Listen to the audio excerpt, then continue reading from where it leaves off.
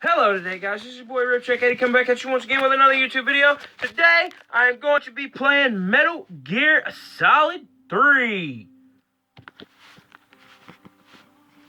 A personal favorite forever.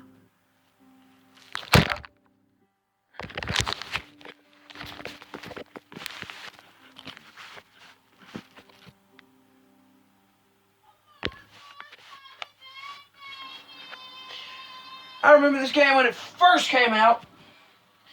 I love the details of this game, the description, all that good stuff. Here we go. 1964. First class mission. And Snake Eater. Start game, everybody. After the end of the World War. I played this game so many times on my PlayStation 2. I love the old. I've never, ever played it on this one. So, you're about to see a beginning to the game. And this is going to be a new series coming out in my channel. I like the older Snake Eater better than the newer one because, well, the newer ones don't really fare too good for me. HD edit. Boy, look how fancy that crap is, man. I love these games. But, new game. I'm playing the...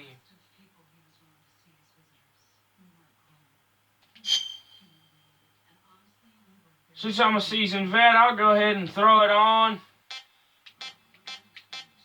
Hard mode.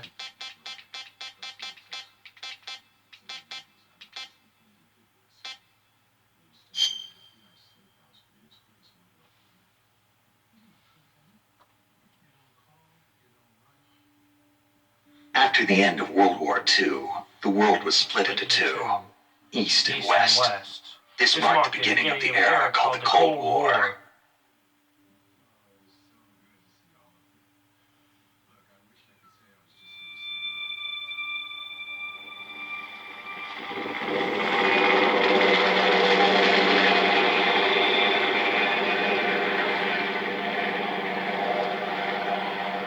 Love this game with a passion, everybody.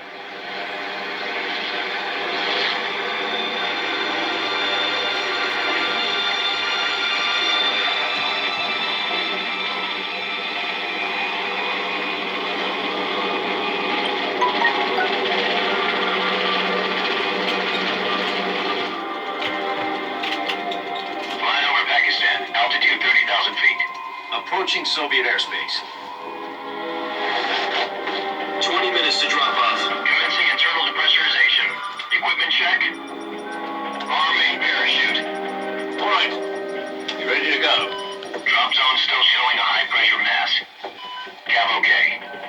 Good. We've got high visibility.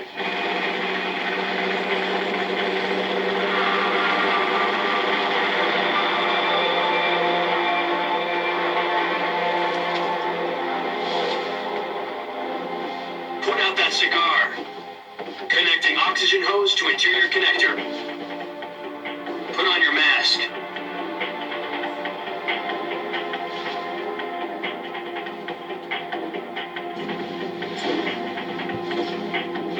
Does this pennyweight know what he's doing? Love this series. I've always loved the Metal Gear Solid games. Hey, are you deaf? He said put out the cigar and put on your mask.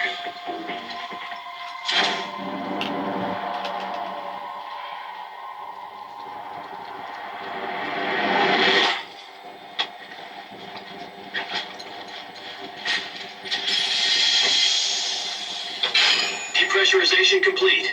Checking oxygen supply. 6 minutes to drop off. Opening rear hatch.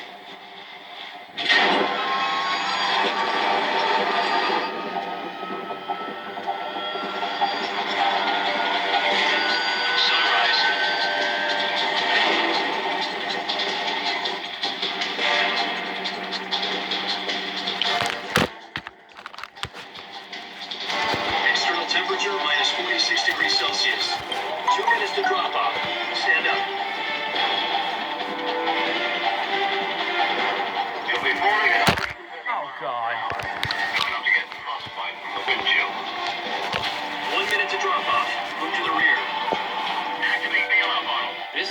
one for the history books. The world's first halo jump. 10 seconds to drop off. Stand by. Status okay. All green. Prepare for drop off. Countdown. 5, 4, 3. I went into pro gaming mode, boys. Spread your wings and fly. God be with you. Godspeed, Spider-Man.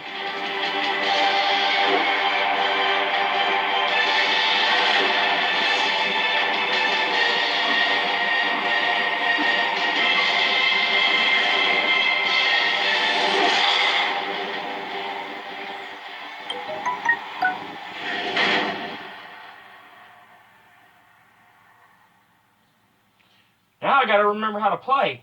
Jack, I've got some important news. The head of the CIA has finally given us the green light for the virtuous mission. Virtual mission. No, the virtuous mission. The future of our Fox unit depends on it. If it succeeds, we'll be officially organized into a unit. Virtuous mission. Sounds like some kind of initiation ritual. You know, don't get cocky. This isn't a training op. Right. So what exactly is this wonderful mission?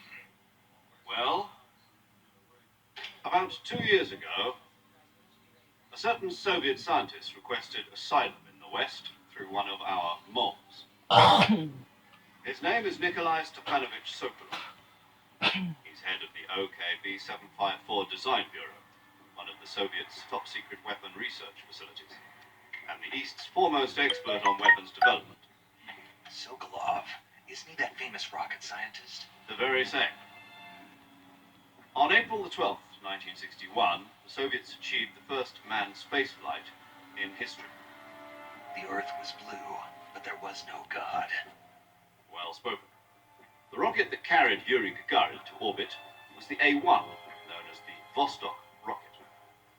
Sokolov is said to be the man most responsible for the multi-engine cluster used in that rocket. After Gagarin's flight, Sokolov left rocket development to become the head of the newly established Design Bureau. From a lowly technician to head of a design bureau, that's quite a success story. So why do you want to defect? It seems he's become afraid of his own creations. Afraid? Call it a crisis of conscience. And for that, he left his country and his family behind and went over the fence? Not exactly. One of his conditions was that his family was also to be taken safely to the West. We used a mole to get the family out first, and succeeded in sneaking Sokolov over the Berlin Wall shortly afterwards. I was the one who conducted the operation. The security on the eastern side was still full of holes back then. Then what?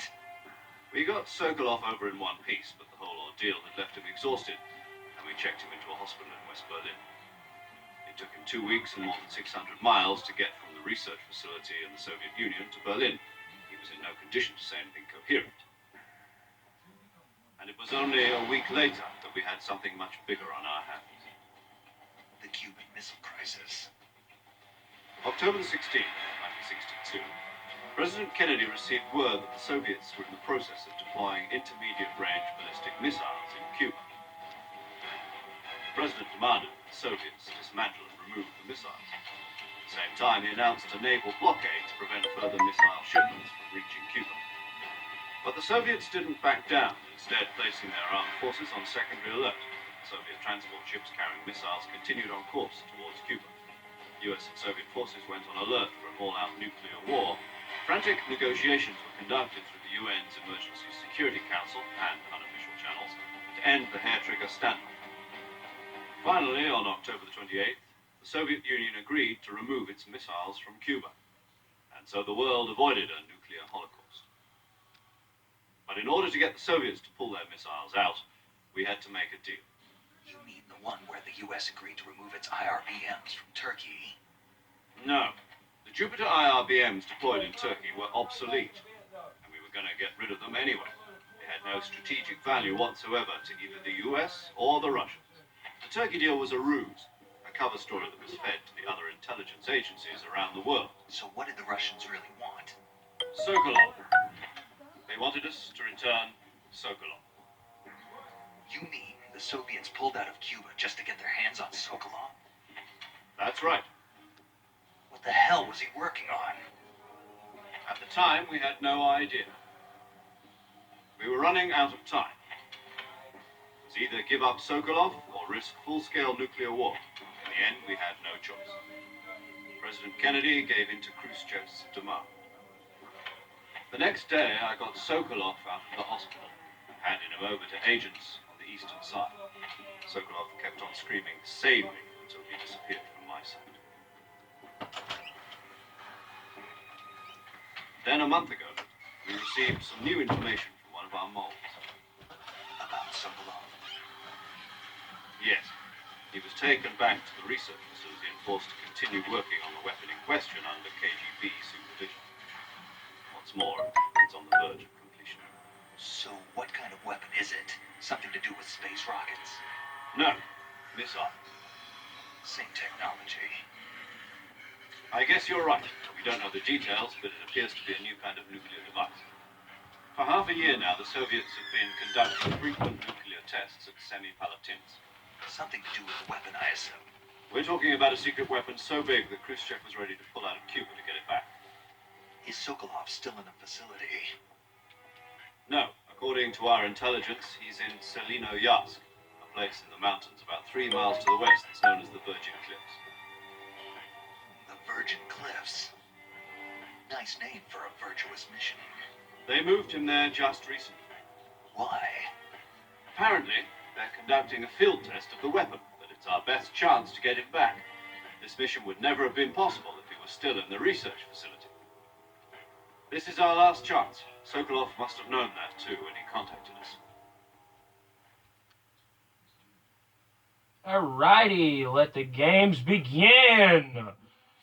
Sorry for the long introduction to this very short video, but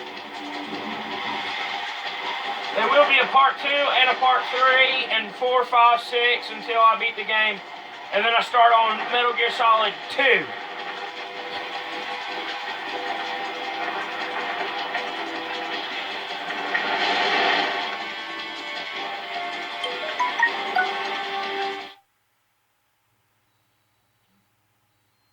And all that good stuff.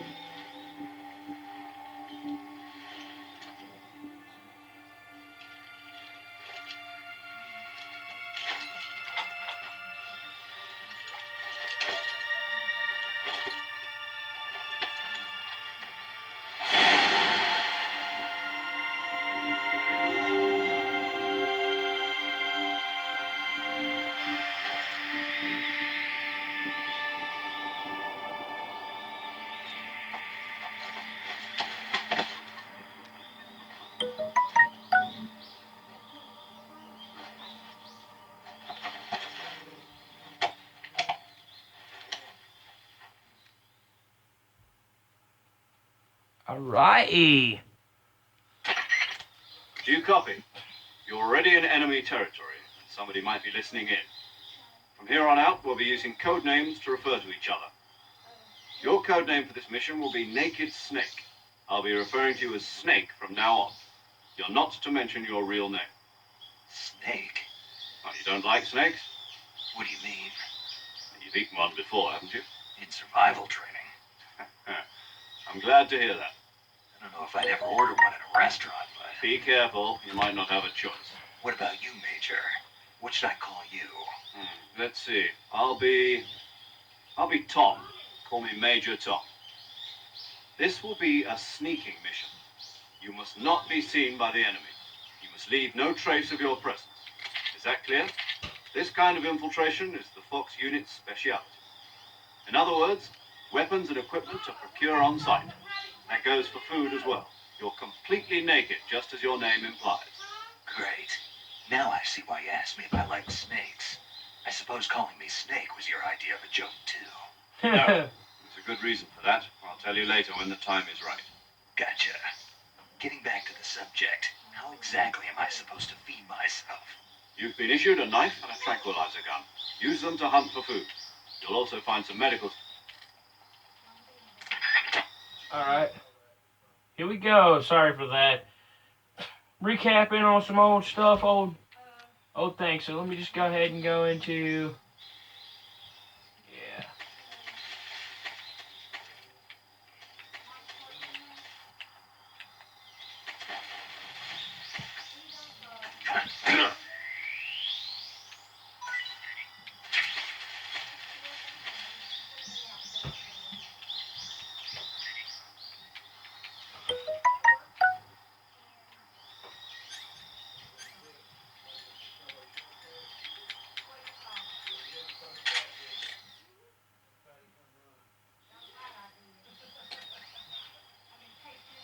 Darn.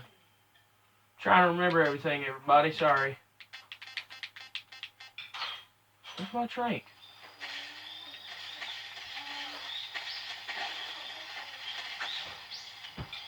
Oh, it has been a minute.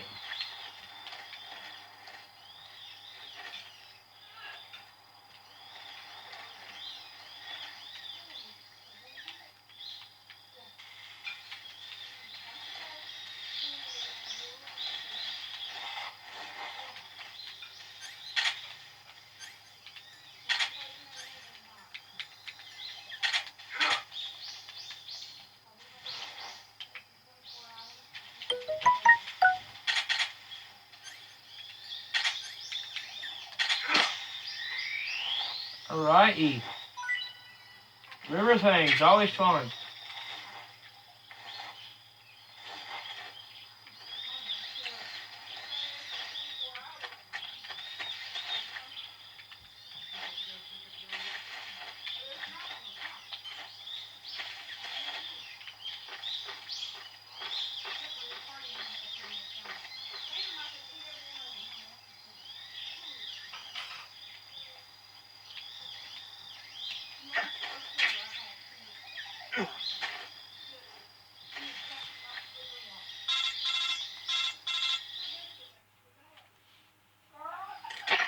I see you've retrieved your backpack, Snake. To equip a weapon, it's necessary to take it out of your backpack. In the survival viewer, choose Weapon from the backpack.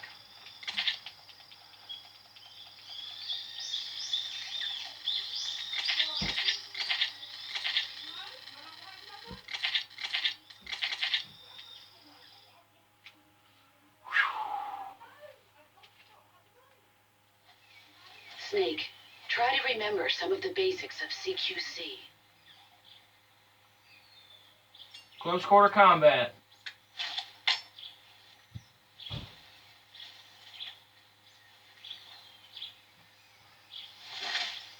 Commencing virtuous mission now.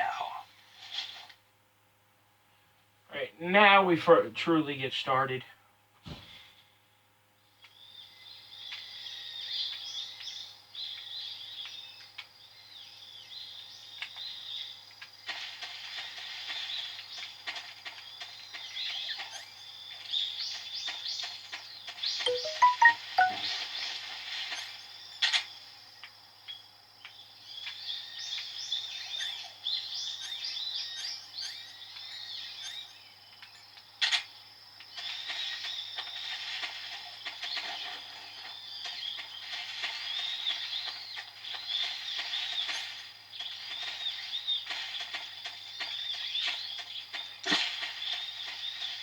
Well, there went one of my silencers. Boy, it's gonna be a hot minute.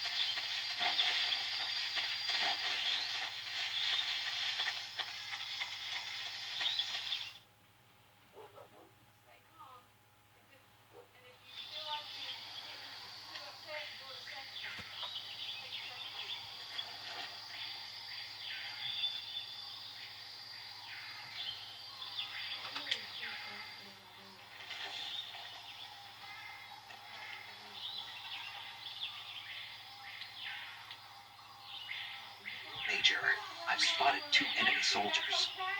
They're probably KGB troops sent to guard Sokolov. AK-47s and grenades.